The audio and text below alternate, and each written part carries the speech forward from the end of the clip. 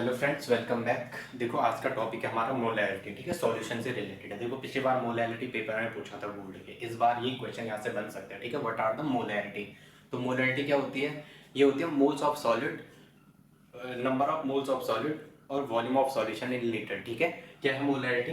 Number of moles of solid dissolve in per litre of solution. ठीक है, moles of solid dissolve per litre of solution. देखो solute क्या होता है? Solute कम amount में होगा जो डिसॉल्व होगा। एक होता है सॉल्यूट, एक होता है सॉल्वेंट। ठीक है, सॉल्यूट वो है जो कब डिसॉल्व होता है, किसमें? सॉल्वेंट या सॉल्यूशन में। सॉल्यूशन क्या है? जिसमें सॉल्यूट डिसॉल्व होता है।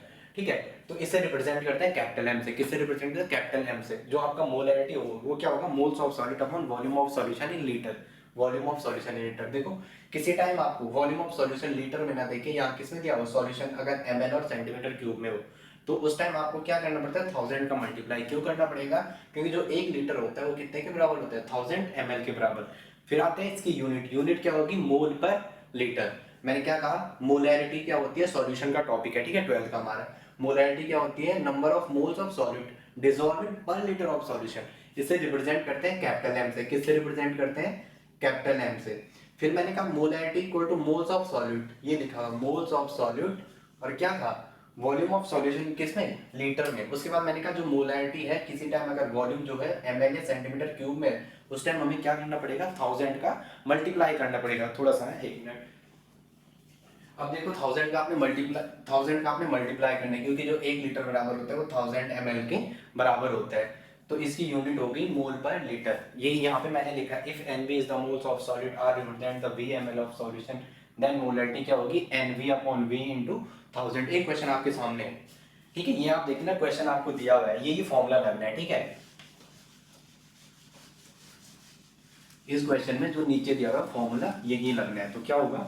देखो आपको क्या कह रखा है?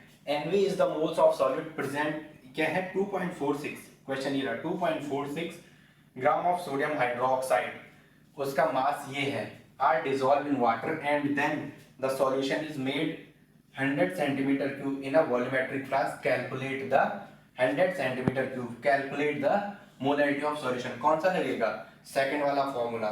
तो पहले मोल्स ऑफ सॉल्यूट निकालो, moles of NaOH, moles of NaOH। तो क्या होगा? गिवन क्वांटिटी, गिवन क्वांटिटी क्या है? 2.46 ग्राम, 2.46 ग्राम अपॉन मोलर मास कितना है?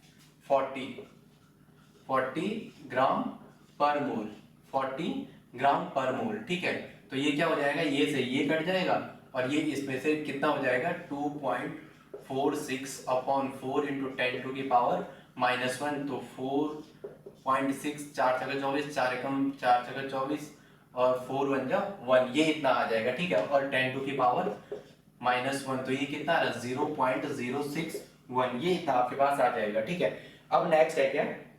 नेक्स्ट आपको निकालना है मोलैरिटी। ये तो नंबर ऑफ मोल्स आगे, मोल्स ऑफ सॉल्यूट के। तो मोलैरिटी इक्वल टू होता है क्या? Molarity equal two moles of solute, moles of solute और अपॉन में क्या? वॉल्यूम, वॉल्यूम ऑफ क्या? सॉल्यूशन। ठीक है, तो क्या होगा? Molarity equal two moles of solute और वॉल्यूम ऑफ सॉल्यूशन। तो सॉल्यूट का आ गया आपके पास क्या? 0.61, 0.61, 0.061, 0.061 अपॉन में इसका कितना रहेगा? 100 सेंटीमीटर क्यूब।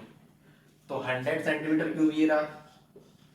आपको पता है इस टाइम इसमें कितने का मल्टीप्लाई करना पड़ेगा? 1000 का, क्योंकि 1 ml में कितना होता है? 1000 सेंटीमीटर। तो इसको सॉल्व करो, 2 जीरो से दो जीरो काट दो, तो ये कितना आ जाएगा? 0.0061, इतना आपकी क्या आ जाएगी? उसकी मोलैरिटी।